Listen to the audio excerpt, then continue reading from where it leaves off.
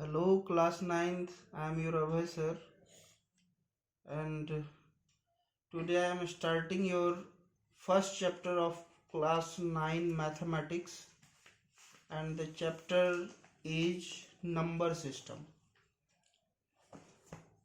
As you know, whole world is suffering from COVID-19, and in this situation, our school management has been arranged online classes. So you should have to concentrate with your studies, and you have to concentrate on my classes. Let's start number system बताने से पहले, इस chapter के main content को बताने से पहले मैं आप सबों को थोड़ा सा बेसिक बता दूं।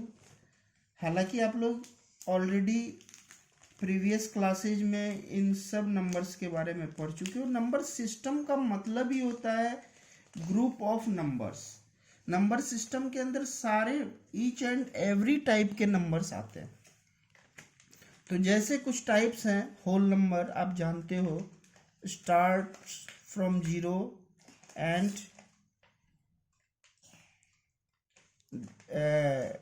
गोज टू इन्फिनिटी, यानी कि 0 से स्टार्ट होकर के इन्फिनिटी तक जो जाता है वो सारा नंबर्स कहलाता है होल नंबर। ठीक उसी तरह नेचुरल नंबर 1 से स्टार्ट होता है और इसका भी एंडिंग कहाँ है? इन्फिनिटी, मतलब एंडलेस है। और इवन नंबर के बारे में भी आप लोगों ने पढ़ा ही है कि जो नंबर 2 से कंप्लीटली डिविजिबल हो, क्या हो?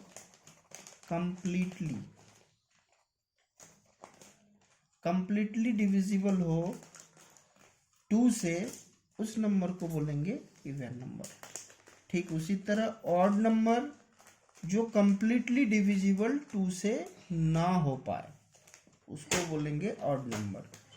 इसी तरह से प्राइम नंबर है, कंपोजिट नंबर है, को प्राइम है, ट्विन प्राइम है, बहुत टाइप के नंबर्स के बारे में आप लोगों ने पढ़ा है।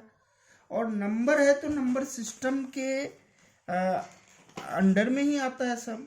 सारे जितने भी टाइप्स ऑफ नंबर है वो सब किस में आता है? नंबर सिस्टम में ही आता है। और सारे नंबर्स को आप नंबर लाइन पे रिप्रेजेंट कर सकते हो। इनमें से जितने सारे नंबर्स हैं ये सब आप जो है बचपन में नंबर लाइन पे रिप्रेजेंट किए हो। तो प्राइम नंबर जानते हो जिसके सिर्फ 2 ही फैक्टर हो, the number which has only 2 factors. तो फैक्टर क्या होता है? फैक्टर के बारे में भी आपने पढ़ा ही है, लेकिन फिर भी मैं बता दूं कि कोई भी नंबर उस नंबर से छोटे नंबर से अगर कंप्लीटली डिविजिबल हो जाए तो उसको हम लोग फैक्टर्स बोलते हैं। जैसे मान लो 4 है तो 4 के कौन कौन से फैक्टर्स हैं? 4 से छोटा नंबर लेना है तो 4 से छोटा नंबर कौन सा है? अगर 1 से स्टार्ट करते हैं तो 1 से तो ये डिविजिबल है, 2 से भी है, 3 से नहीं है और 4 से है। तो ये 1, 2 और 4, ये तीनों ही 4 का क्या हुआ? फैक्टर्स हुआ। तो प्राइम नंबर के बारे में आप जानते हो कि इसके 2 ही फैक्टर हो, और वो दोनों फैक्टर कौन कौन सा होगा? एक तो 1 होगा और एक वो नंबर खुद होगा। तो 2 नंबर, अगर इसके अलावा कोई भी एक फैक्टर ऐड हो जाए, यानी कि 2 से ज़्यादा फैक्टर अगर हो जाए, तब फिर वो नंबर प्राइम नंबर ना हो करके कहलाएगा कंपोजिट नंबर। इसी तरह से बाकी नंबर्स के बारे में भी आपने पढ़ा है, मैं जस्ट रिकॉल कर रहा हूँ। लेकिन आपको आपके सिलेबस के अकॉर्डिंग जिस नंबर को पढ़ना है वो है रेशनल नंबर। पहले भी पढ़े हैं लेकिन अब डिटेल में पढ़ेंगे, क्लास 9th में है। तो रेशनल नंबर के बारे में आप लोगों को बेसिक नॉलेज है, लेकिन आज मैं डिटेल में बता देता हूँ कि सबसे पहले रेशनल नंबर कहेंगे किसको। तो आप लोगों ने बड़ा सिंपली पढ़ा है कि जो नंबर फ्रैक्शन के फॉर्म में हो या जो p/q के फॉर्म में हो, ये तो आप जानते हो। लेकिन इतना ही काफ़ी नहीं है, इसके अलावा भी 2 और क्राइटेरिया है और जब तक ये तीनों का तीनों क्राइटेरिया कोई नंबर फुलफिल नहीं करता है तब तक आप उसे रेशनल नंबर नहीं कह सकते हो। तो बता दे तीनों क्राइटेरिया क्या है। पहला तो आप जानते ही हो, पी वाई क्यू के फॉर्म में होना चाहिए। पी वाई क्यू यानी कि फ्रैक्शनल फॉर्म, यानी कि फ्रैक्शन के फॉर्म में। पी वाई क्यू फॉर्म जानते हो आप। अब इसमें p क्या है, न्यूमरेटर है, फ्रैक्शन है तो न्यूमरेटर और डिनोमिनेटर होगा। तो p जो है न्यूमरेटर और q डिनोमिनेटर, रिप्रेजेंट किया जा रहा है p एंड q से, कोई बहुत बड़ी बात नहीं है। दूसरा क्राइटेरिया है कि डिनोमिनेटर यानी कि q should not be equal to 0, denominator 0 नहीं होना चाहिए।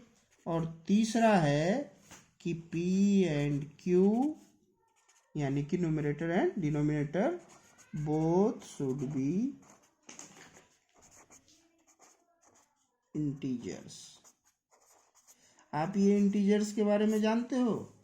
फिर रिकॉल कर देता हूं, नंबर लाइन पे जितने भी नंबर प्रेजेंट होते हैं, पॉजिटिव, नेगेटिव एंड जीरो, यानी कि all positive numbers, all negative numbers including zero are integers.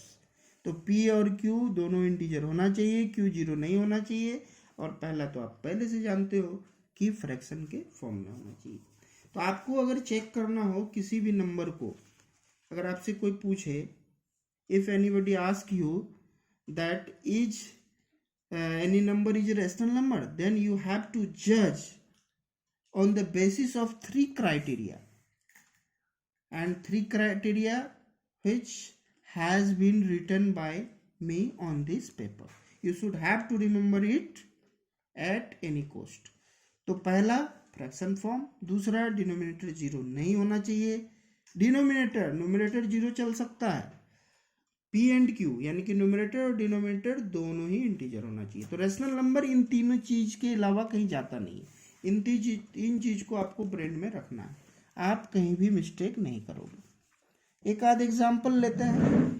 सबसे पहला एग्जाम्पल 0 को ही ले लो।